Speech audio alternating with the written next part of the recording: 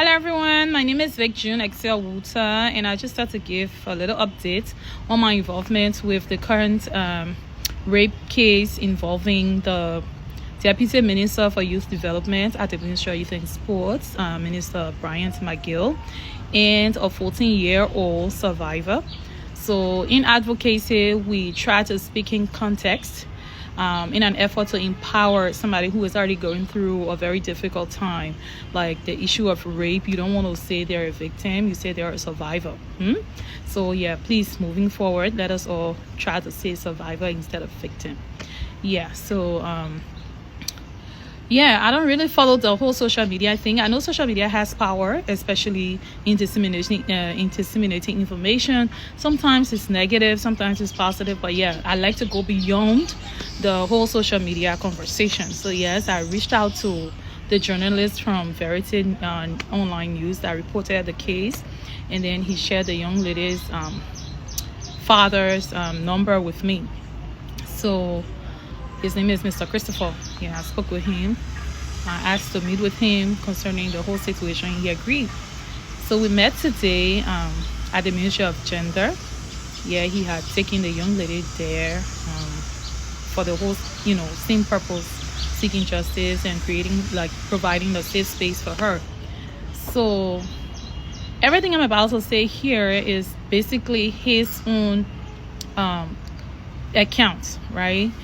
Word for word what he said to me. Maybe I will try to say in my own words so you understand. Yeah, but I'm just gonna say to you what he told me. Yeah, and also my own inquiry I made with one or two institutions. So yeah, I met with him, and we spoke. Like I said, I'm just gonna give you a summary of what he said to me, his account. So this young lady, the survivor, is staying with his sister. So I asked him whether the sister is a biological or cousin, and he said, oh no, they just having the brother and sister relationship, but they're not related, because I like to be accurate with information sharing. Yeah, so the young lady at 10 o'clock, she was not home. So the sister had called him, and the father saying, oh, is a survivor home with you? And he was like, no, she's not here, she's supposed to be with you. So he too being worried, and the lady too being worried, so they started looking for her. But then he said that while he was on his way, because he told me, he said that he wanted to go complain to the police station to say, oh, my child is not home yet, and like that. I think he's very knowledgeable about what to do as a parent. Yeah, and I must applaud him for that. His name is Christopher. Yeah, I really wish other dads could follow up. Like, if you don't see your child, you ask one or two areas. The first point of contact is the police. Even me, as an activist or advocate, they tell us you have to listen to the police. Yeah, so when he said it, I said, oh, this guy, he's knowledgeable, and I must applaud him for that. So yeah, while he was still looking for her, in the effort of looking for her, he saw a motorbike passing, yeah, with somebody like her on the back. And then true to his observation, she was the one on the back. So they live not far from a drugstore. So the bad guy went, drop her to the drugstore. And then when the bad guy was coming back now, so the father stopped the bad guy and said, there's a young lady on the back, and where you drop her? So it's the bad guy who said, I drop her at the drugstore. So he said he wanted to take the bag license plates, at that time. And then he asked, well, where you took her from? But no license plates were on the back. So the guy said, I took her from around the complex, just around the same Ministry of Youth and Sports, the office now. So that he was like, okay, but did she pay you? And the back guy said, yeah. And he said, how much? She gave me $50. So he said, but I pulled her to the drugstore. So the father was like, okay. So that Krishna, the father, went to the place for Chuchu. He saw the young lady, and then she was looking really terrified. And then he started asking her. He said because she actually afraid of him. He's somebody that can discipline her. So she didn't want to talk to him. He was like, where you coming from? You would tell me. Obviously your father got angry and blah blah blah. So he was literally like, if you don't tell me, so the lady was shivering. She didn't want to talk. She said, but if I tell you, it be me. And then he was like, okay, but I will not be, but you got to tell me. So there's an elderly woman, what he said, like a grandma, who then said, don't pressure her, let me talk to her. So the grandma went and asked her, like, what's going on? Just tell me the truth. She said, oh, my power people, the Oma said, your power not be you, just tell me. So then how the survivor went and explained to the Oma and said, I was tempered with, call him Uncle Bryant. Uncle Bryant said that he wanted, I think, fever leaf. Yeah, I think so, fever leaf. I seem to be correct, but it was food. So here is the whole situation with the food thing. The sister he's staying with, the survivor is staying with, is the one selling in the canteen at the Ministry of Eating Sports. And then obviously people can buy food. So this young lady is one of the, people that can carry food to the offices when they buy. So she said that Uncle Bryant, quote unquote, the deputy minister, now Miguel, had asked for fever leave. So she went to make delivery of the fever leave. So, and I had he jumped on her, like you force her. So then the woman asked, like, really? She said, yes, you sure? And, they asked, but then they check. The father said her backings were like tuned up. So yeah, and the father said you could see that she had her clothes were tuned up and really rough. And then, he asked, like, well, the whole thing, how is it like? After the woman explained to him now, saying this is what the young lady, the survivor has said. So we were like, well, who the Brian, and she said the minister, so I was like, wow, the minister. So he said, but then, we'll have to go to the police station. So I asked him if he took picture of the young lady, the way she was looking, the clothes. He said no. Sometimes the parents not really knowledgeable to that other aspect. So she didn't take picture, but he confirmed that her clothes was actually like rough and tuned up at some point. I think her packings and stuff. So that they went to the police station. But it was late. He said, well, almost going to 12 now, because imagine they noticed you are not home at 10.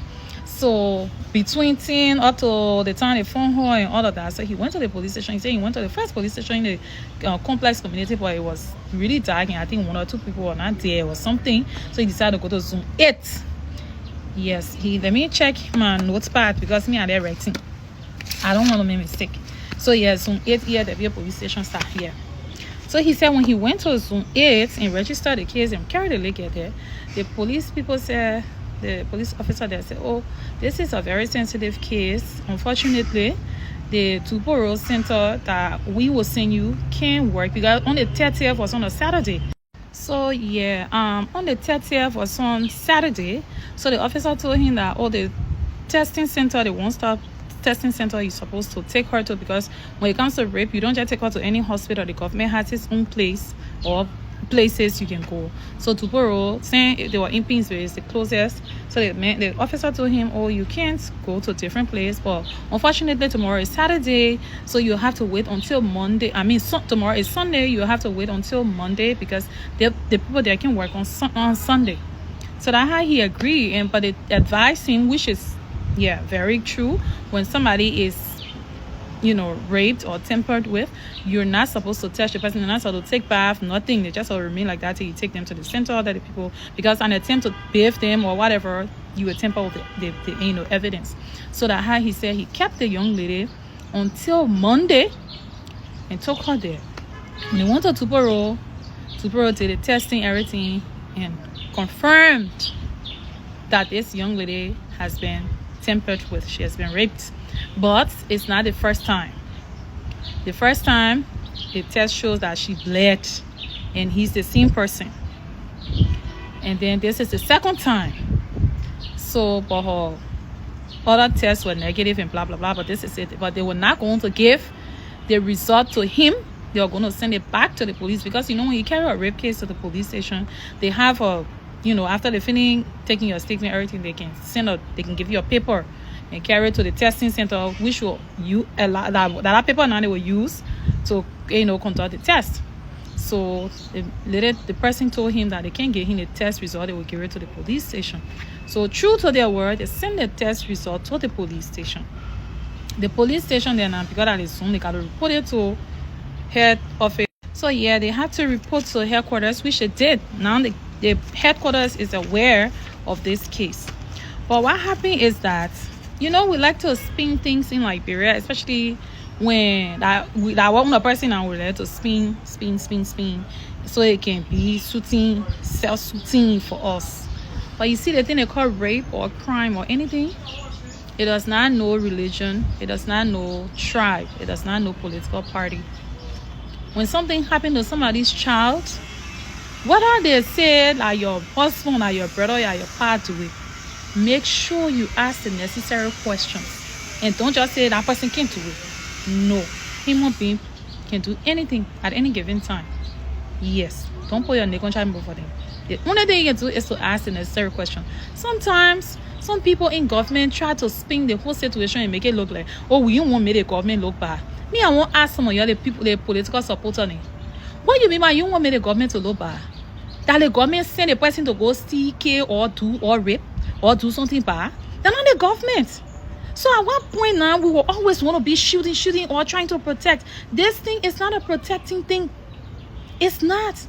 They're not JMB go send somebody say go squeeze somebody or go rape somebody. So why are you trying to protect the person in the name of you don't want me the government look bad? And in an attempt to make it look like you want me the government look bad, now you're making the government look bad. Anyway, I'm coming there. I don't want to rush. So I don't know. I think I stopped to. Okay, yeah. So they reported to the headquarters. Now headquarters is aware of the case, and then they started investigating. This man, Mr. Christopher, I mean, he's a very great dad. Yeah, in his own weak way, he's a single dad. In his own weak way, you know, he's helping to be there for his child, which he should be, and I'm encouraging all fathers to do the same. So he said headquarters reached out to the ministry. In fact, they started going there. Someone were going plain clothes. And, you know, the police started the whole investigation. From there, the deputy minister in question, Maggie, called the pa and started blasting on the phone. Like you say I rape your daughter. Like you say I rape your daughter. And you will see. And so and blah, blah, blah. And Mr. Christopher said Mr. Maggie was threatening on the phone. So he said he kept quiet. He didn't say anything. So when he called the phone off, Mr. Maggie, out of whatever, decided to do in-person thing. Like I said, they said, come here, I'm not there. The girl told me. I met him today at the Ministry of Gender. He said, when Maggie knew that he was not going to call him, he didn't want to do any phone thing, he used one of his picking to call the Christopher and say, oh, DMDA want me with you. Because he know if he said, Deputy Minister want me with you, Christopher will not do it. Especially the way Maggie finished blasting and he on the phone. So let the man staying with him. Anyway, we'll come to that one. I just want you to know that Maggie, he used his age, he used his power, he used his office to rape this lady. That's why you need to know first. You are the political defenders and defendants and defendees. You all need to know that. Look at the age gap we're talking about. 14 years old. And a man were full grown with gray hair all over his body. You all want to come talk about, oh, so and blah, blah, blah. You're really serious? I will come there. I'm taking my time. So he went with a team, he one of the boys squad in Christopher now. Christopher said, okay, out of respect for his other boss, because he working there. He said, no problem, I'll meet the TMDA. So then how the man agree, he said, okay, no problem, let me go meet the TMDA. When he came out of the house now, at TMDA, and Mr. Maggie sitting down there, wanting to talk.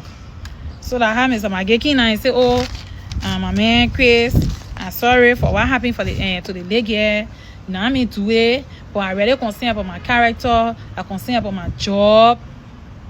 Now I mean do it, seriously, I mean do it, I'm going to take out 1,000 and give you. So that how Mr. Chris was saying, like, but you think that money I want? You destroy my daughter, you talking about money? So Mr. Chris was saying, DMC, say God fan, say, but my man, you in denial of that thing and you can't bring me here to come talk. I thought you were ready to hatch my calling and blah, blah, blah. So that how Mr. Christopher said, and you know, there was a little disappointment and what have you. So he left. And he said he told Mr. McGinn, say, you think that money I wanted? The time my daughter said, you the one did this thing to her, I was going to call you and say, oh, so I'm not going to push further with the case. But not money. Yes. So that's how you know he got angry too. He said he left.